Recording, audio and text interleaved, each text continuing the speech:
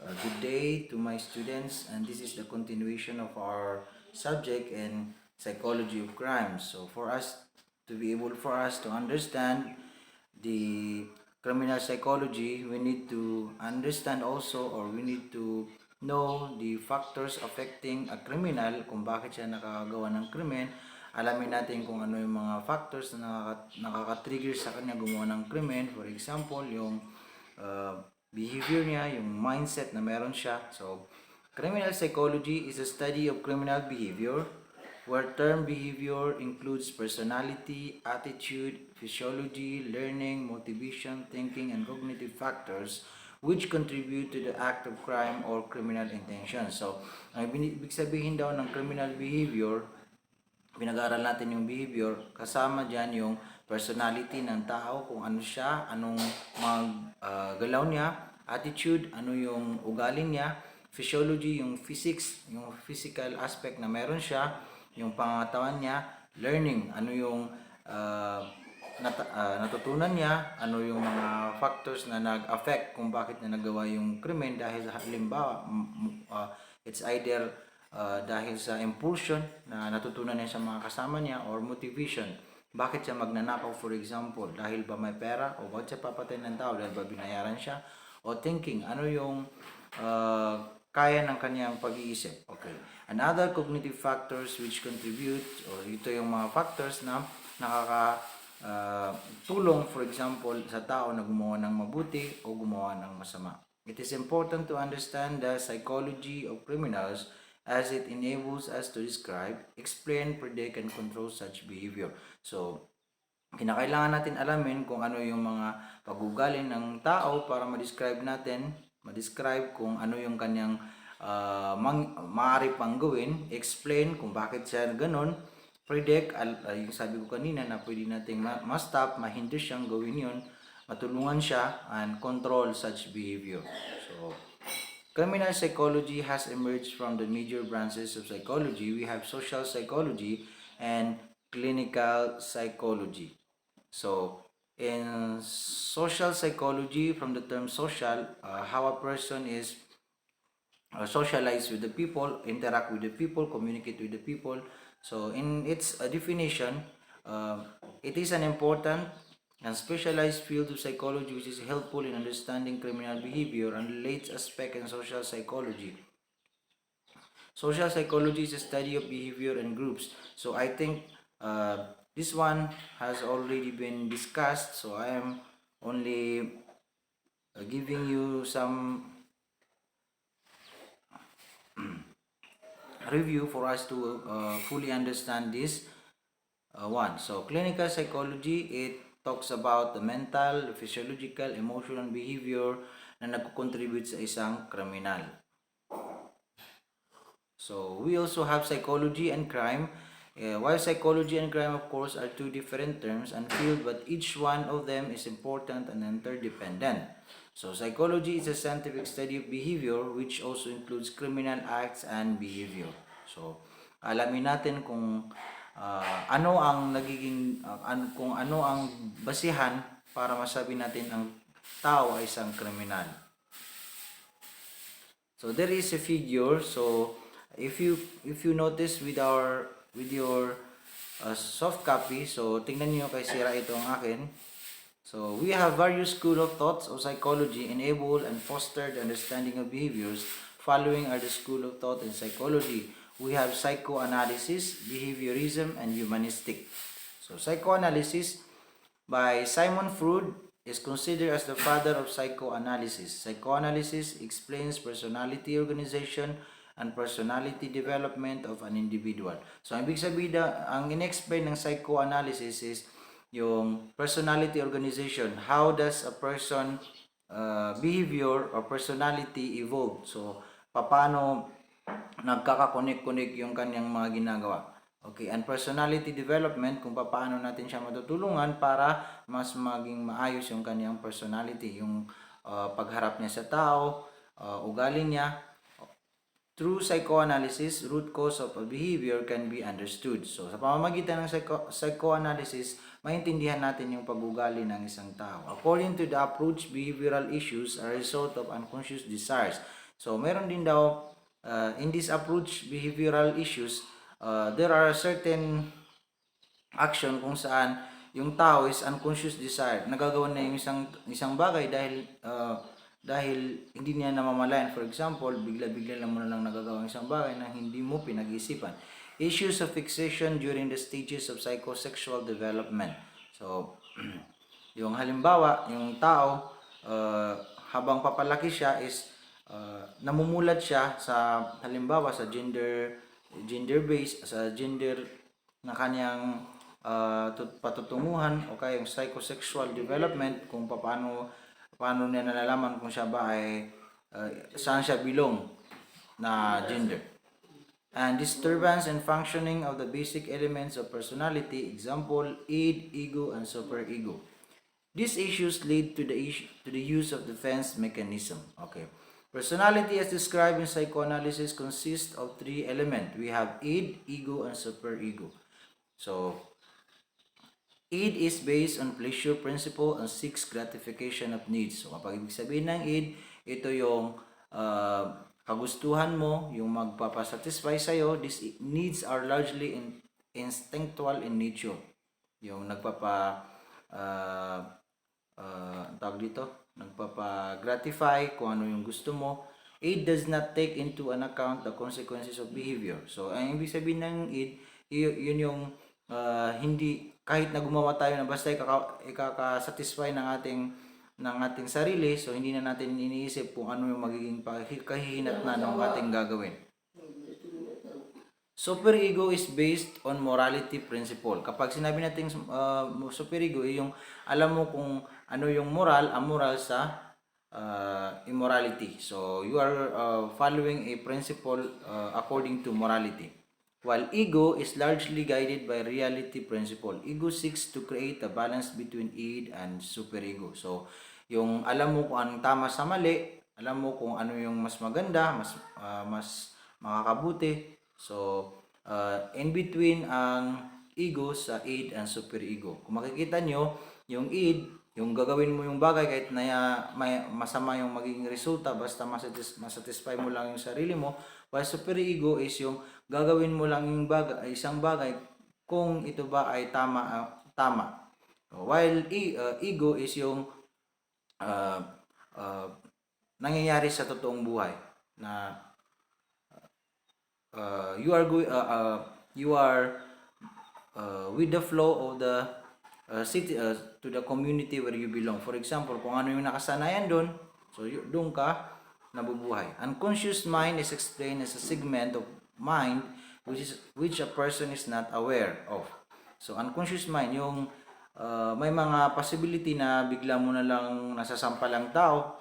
So hindi ka aware, hindi mo pinag-isipan. It is a storehouse of unfulfilled desires, repressed emotions, thoughts, and feelings. Too much content and unconscious leads to personality issues. So, nasabihin ng tao na may sayad ka, for example, may problema ka, kaya bakit ganyan yung pag-ugali mo? Dahil yung utak mo is hindi basta-basta nag-iisip ng ikakabuti. Psychoanalysis till death is useful in understanding unconscious desires and conflicts of humans which lead to irrational behavior. So, sa pamamagitan daw ng psychoanalysis na iintindihan natin kung ano yung mga bagay na ginagawa natin na hindi nakakabuti. So, through psychoanalysis, so, pwede nating maitama yung mga pag-ugali natin. Behaviorism. Edward Thorndike and John B. Watson are the pioneers of behaviorism. Further significant contributions were made by B.F. Skinner and Ivan Pavlov. Behaviorism is a systematic approach which rejects the idea of psychoanalysis and believes that behavior is a result of stimulus which leads to a particular response, SR. So, unlike sa psychoanalysis, in contrast, ang behaviorism daw is result daw lahat ng behavior ng tao sa stimulus, yung response natin sa mga bagay-bagay na nangyayari sa atin. Okay. Behaviorism resulted in understanding of voluntary behavior and behavior conditioning. So, sa behaviorism daw is maintindihan natin yung ginagawa ng tao yung bagay dahil sa kagustuhan nito at saka uh, alam ng tao kung anong kahinatnan ng kanyang ginagawa. It seeks to explain behavior as stimulus and response relation and focuses on observable behavior and rejects the idea of unconsciousness. So, sa behaviorism, hindi siya naniniwala na nagagawa daw ng tao yung isang bagay dahil hindi siya conscious. Hindi niya alam yung ginawa niya. For example, hindi pa niya napag-isipan. Major focus is also laid on the effect of environment on behavior of an individual. So, ang behaviorism daw is matatrace natin sa epekto or factor, halimbawa ng environment, kung saan lumaki yung tao, sino yung mga kasama niya, sino yung mga ano-ano yung mga bagay na nakakapag-trigger sa kanya para gawin ng isang bagay. Majority of experiments in behaviorism were conducted on animals like dogs, cats, rats, and also birds. Pigeon, as the basic notion was to understand response to a stimulus.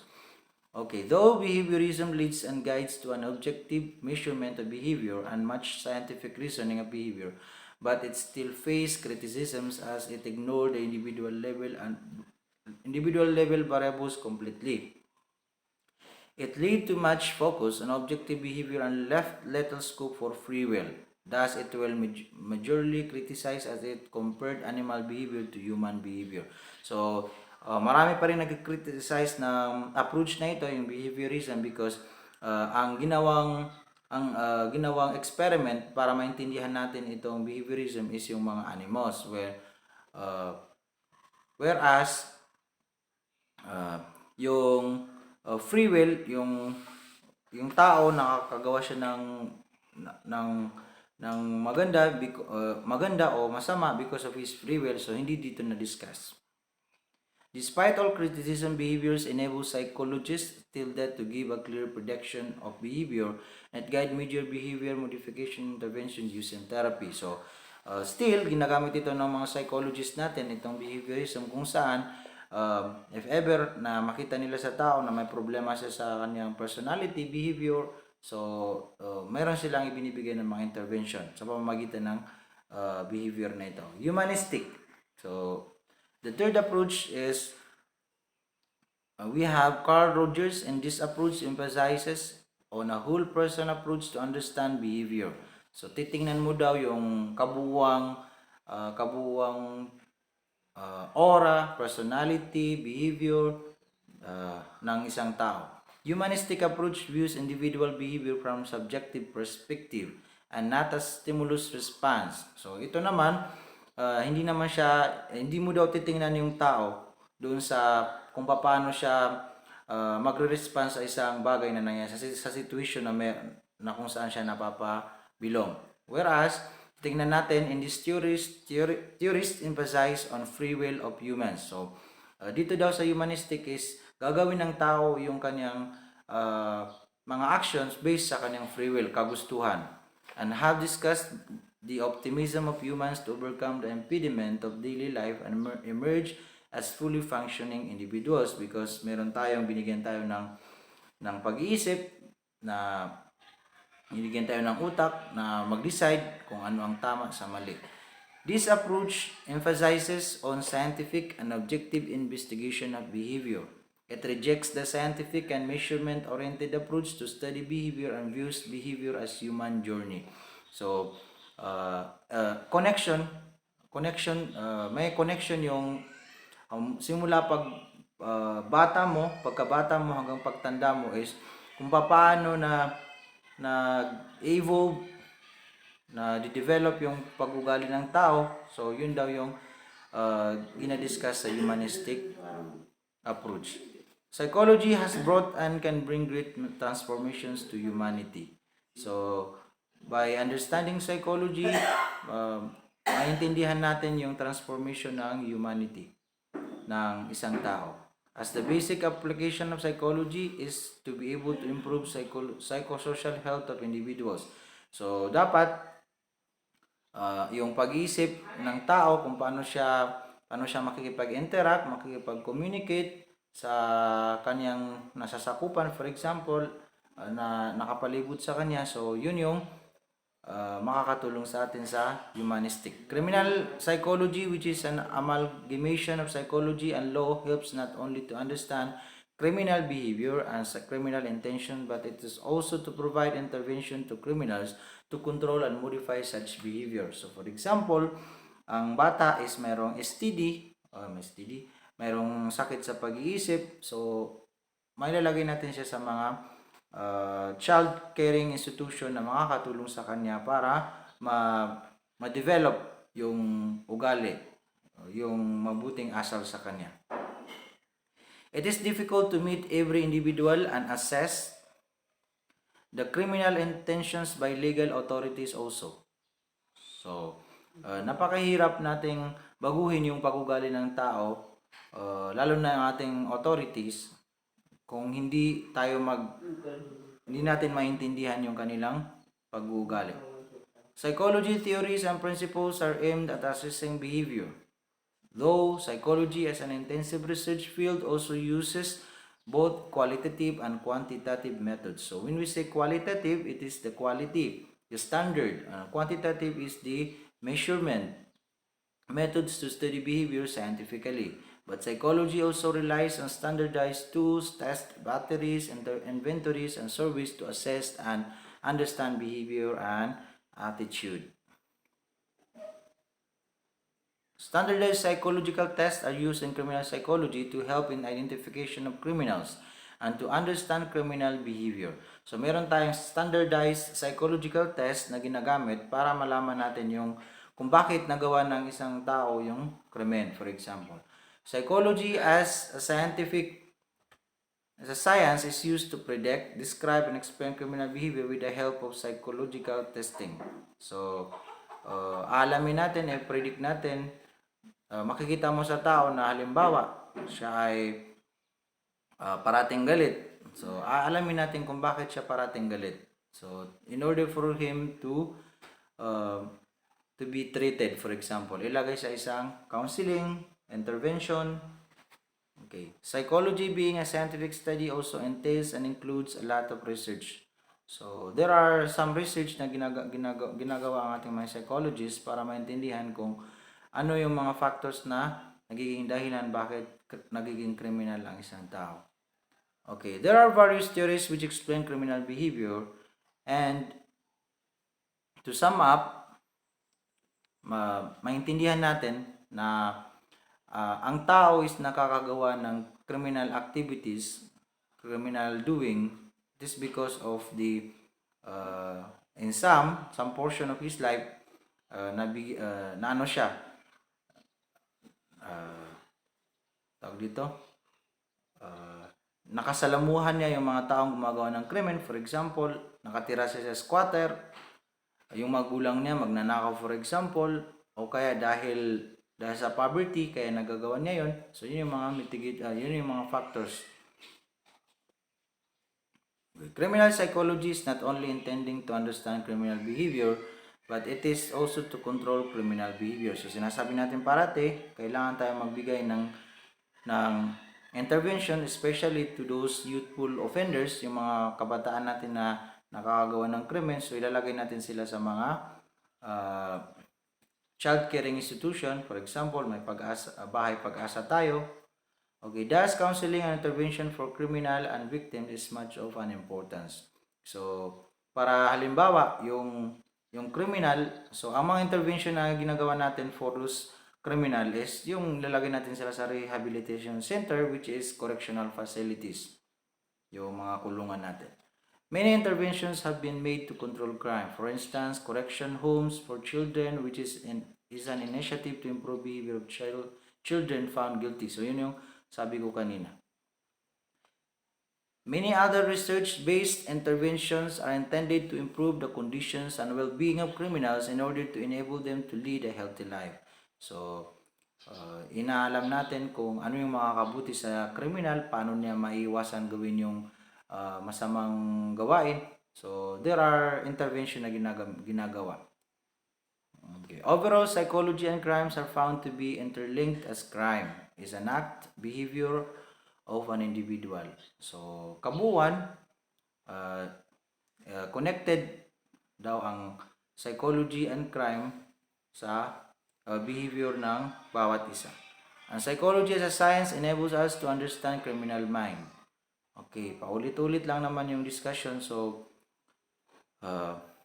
in short, for us to fully understand kung paano natin matutulungan yung isang suspected criminal o yung criminal natin is kinakailangan natin alamin kung ano yung root cause, anong yung nagiging dahilan. Kung maintindihan nyo, kung malalaman natin, halimbawa, yung sa pamamalakad ng Switzerland kung saan inaalam nila kung ano yung nagiging dahilan kung bakit nagnakaw yung isang tao. It's either galing siya sa poor na family, kung ano yung education na natapos niya, halimbawa, ano yung employment status ng kanyang pamilya. So doon, magbibigay sila ng opportunity sa pamilya niya para hindi na sila makagawa ng krimen. Kaya ang Switzerland is zero crime rate. So yun yung mga intervention na ginagawa ng estado nila. Unlike sa Philippines, because of the corruption and the poverty, talamak. So still yung criminality natin is arising. So thank you.